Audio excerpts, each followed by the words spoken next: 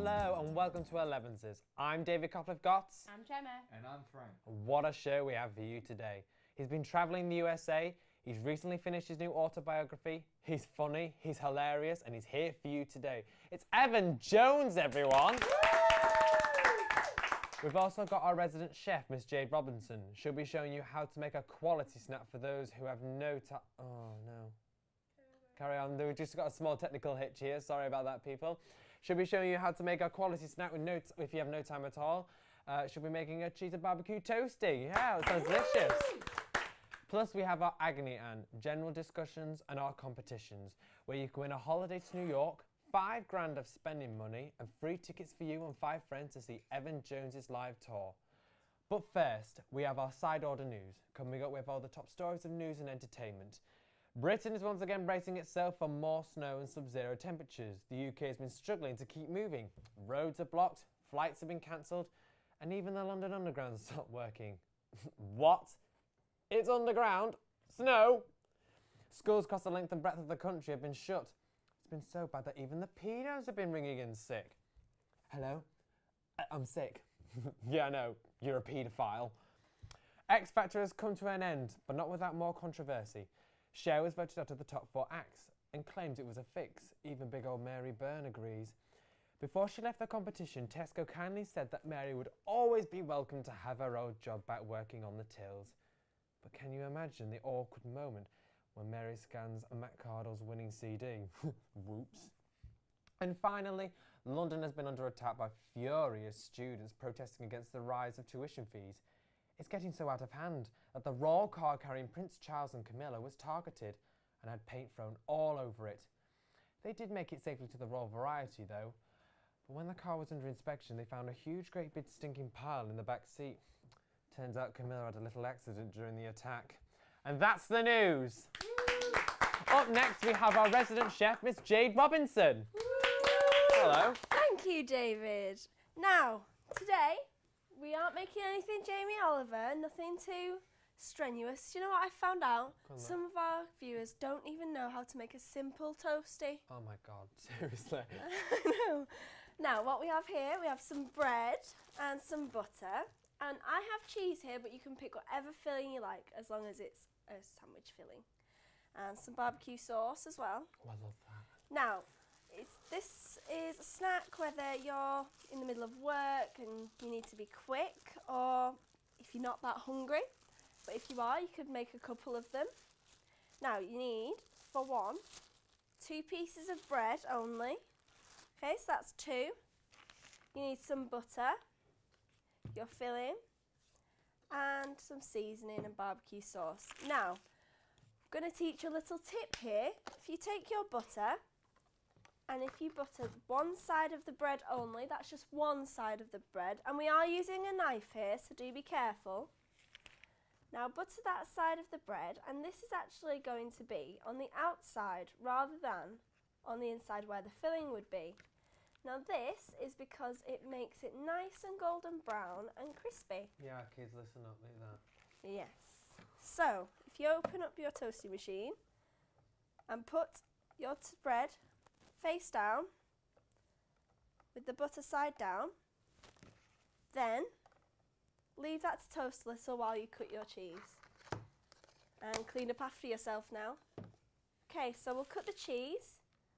You shouldn't need more than 4 slices depending on how thick the cheese is. And just lay that on only 1 slice of the bread. Now this is quite wide cheese, so we'll only need 3 slices on here. And you can just season it as you like. I like quite a lot myself.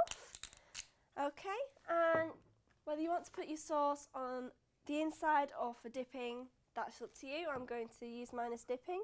Now, place the other piece of bread on there and close it up. Now this should take about 2 to 3 minutes, no more. And when it's done, you should have yourself a perfectly cooked toasty. That's as simple as that, David. It's delicious. Can I try a bit? Absolutely. Help yourself. It's been hot. Yeah, do be careful now, David. You don't want to burn yourself. It's quite hot. Yes, I did say be careful. I'll have it in my dressing room later, love. Okay, perfect. Yeah. Give her a round of applause. That was Jade Robinson, everyone. Thank you. Delicious. Now we have our general discussion where we chit-chat about the important events that have happened this week. We have Frank here with us to discuss the rise in tuition fees. Over to you, Frank. Yes, I mean, everyone knows that the big discussion in the news at the moment is the rise in tuition fees for students. And we've had a lot of riots down in London at the moment because of it. And to be honest, I think it's absolutely ridiculous. You know, students actually doing this. It's just going to cause a muck and just, you know, make a disgrace of this country, if anything. Yeah, they don't think it's 100% students, though, do they? They do think it's activists joining in because they do say that they do want a peaceful protest, but the violence has just escalated. I mean, it's just ridiculous. I know what you mean. It's just getting way too out of hand at the moment. If the country keeps going on like this and students keep going on like this, then they're just going to get kicked out of university altogether. I mean, it's just an absolute abomination is the word I want to use here. Exactly. Abomination.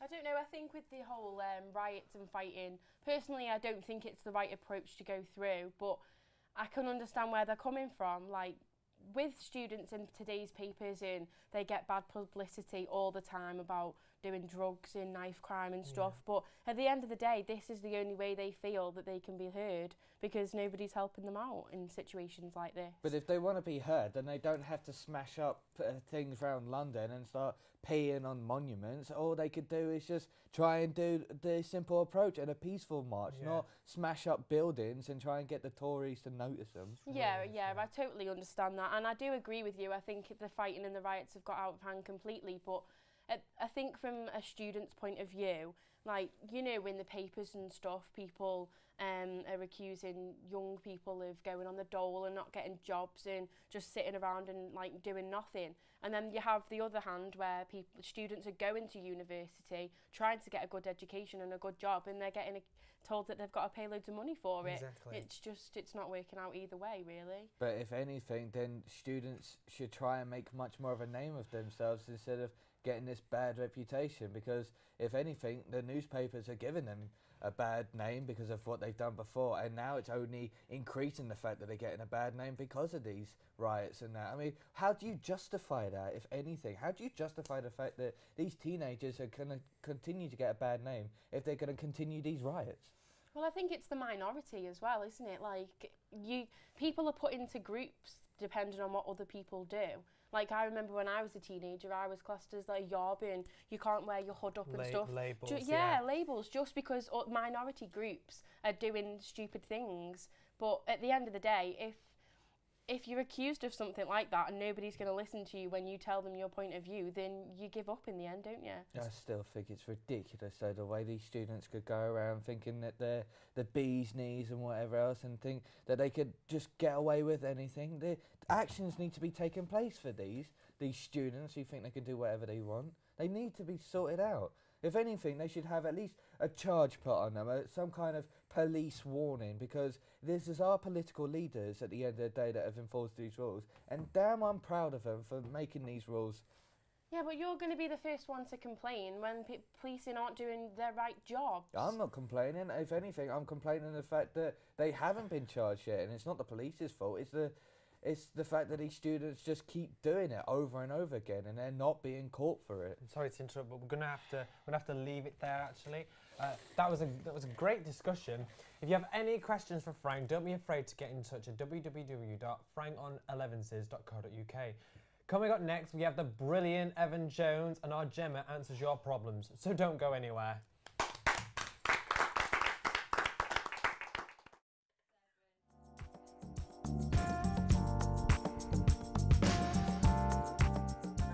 Welcome back now. Our guest today is very talented, special, and downright funny.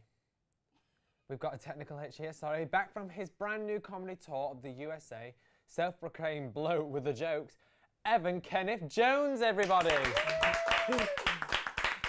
Hello there, Mr. Jones, or Evan. Can we call you Jones? You can call me Susan if it makes you happy. No. Well, all right then. How are you today, Susan? Sounds like you should be the comedian, not me. I'm very well, thank you, David. Thanks for having me on the show. Oh, yeah, it's our pleasure. So you've just come back from your tour of America. How did you find it? Hands down, it has to be one of the greatest experiences of my life. Everything is so much bigger out there. The crowds, the stage, the people. I felt almost like Quasimodo at a catwalk. I was sticking out like a sore thumb. But in all seriousness, it didn't compare to home in the slightest. Can only imagine. Well, you're here today to talk about your new autobiography, A Close Shave. Why don't you tell our viewers a little bit about it? Yes, of course. Well, this is a book about my life so far, with everything that's happened along the way. Don't worry, my team and I have cut out all the boring bits, not that there are many of them. I just thought every important person in my life needed their fair share of credit. I get when I'm on stage, and this was another way to thank them, you know? Yeah. Well, so you're a caring person at heart then, Evan? So why A Close Shave? Is the name meaningful? Well, yes, there is a hidden meaning behind the name. I cut myself shaving that morning. I didn't want to call it cheap razor. No, I don't want to reveal the plot of the book, so to speak, but I was in a bicycle incident. The training wheels are more difficult than I first perceived. So, Evan, where did it all start, if that's not too personal? Well, it all started back in London, a little comedy club called Happy Hammers down in the East End. When I was 17, I was asked to appear in BBC's Edinburgh Comedy Festival. And after that, my career just sparked. Me and my fiancée, we moved to the West End. I was given a contract at the Comedy Theatre. I was doing stand-up with the likes of Lee Evans and Peter Kay. Then a year later, I just found myself with my tour of the US. Wow, sounds like a fantastic career when you had that there, Mr. Jones. We hope our viewers go out and buy your autobiography, which is out tomorrow. It's a fantastic present for the whole family. Thanks for being on the show, and we wish you all the very best in the future. Thanks again, it's been a pleasure. Yeah. Hope to be back soon. Ladies and gentlemen, Evan Jones, everyone. Next, we have our very own Agni Aunt Gemma. She'll be answering a few of your emails and that you sent in, and take it away. Yeah. So, now the Agni Aunt part of the show. This is the part of the show where I ask our fans to write in if they have a problem or dilemma that they think I might be able to help them with. Let's see if we can get in touch. Let's see who got in touch with us today, shall we? Okay, so I've got an email here that I got yesterday afternoon from Emma in Cardiff. She says, "Hi Gemma, it's Emma here. I have a bit of a problem and was wondering if you could help me. Me and my ex have been over now for 3 months after a 5-year relationship. I decided to end it because we both argued a lot and never really saw eye to eye. The main reason also was that he cheated on me when we were together. Now I've met this lovely guy who I get on really well with. Sounds perfect, right? Well, he's kind and we were having a really good time together until my ex started texting me again. He doesn't suggest a meet-up or anything, but every time he does contact me, it's like a jolt to the system. He's still part of me because he was the love of my life. My question is, do you think I should give my new bloke the boot and try and get my ex to take me back?" Well, this is a bit of a problem. To start with, I think you need to make a cup of tea and have a serious think. If you think you and your ex didn't really have a relationship, then is it really worth throwing away what you have with your new fella? Like you said, he hasn't asked to get back with you. It sounds to me like he's just texting you because he can. Don't be the one to go crawling back if you've done nothing wrong. You need a man who is worth your time, who you can depend on, and not some idiot playing with your heart. Give your new man a chance. You never know what will happen until you do. Okay, so we have time for one more question problem, and it comes from Kerry in Surrey. She says, "Hi Gem, to cut a long story short, me and my boyfriend have been arguing a lot recently. He hates me going out with my friends alone, but when he does come with me, he gets really annoyed and aggressive if I get attention off another man. Yeah. When I speak to my friends about it, they say that they think it's because he's 10 years older than me, but I think there's more to it. Every time it happens, he will scream at me until I cry and then apologise and say it's because he loves me and he is scared of losing me. I just want to be able to go out and have a good time with my friends without being accused of cheating and for him to stop being so jealous. What should I do?"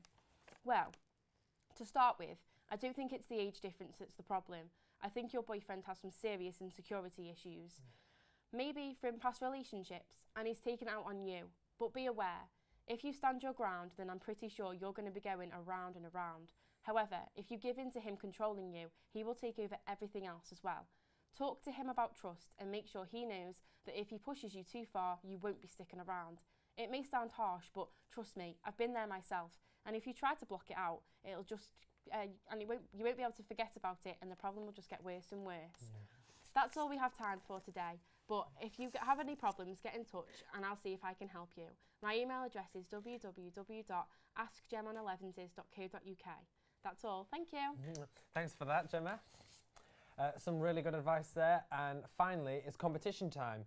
You could win a trip to New York, £5 of spending money, and you and a couple of mates could be off to see Evan Jones's live tour.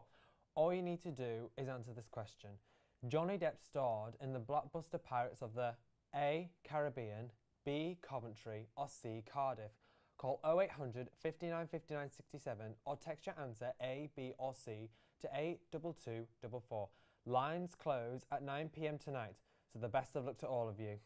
That's all we have time for. If you want any of the information from today's show, go to our website www.elevenses.co.uk. Tomorrow we have Alan Carr talking to us, and our chef Jade Robinson will be showing us how to make a Christmas pudding. So I've been David Coughliffe-Gotts. I've been Gemma. And I'm Frank. And this was Elevenses. Good night, or goodbye. Oh, no. We can do it.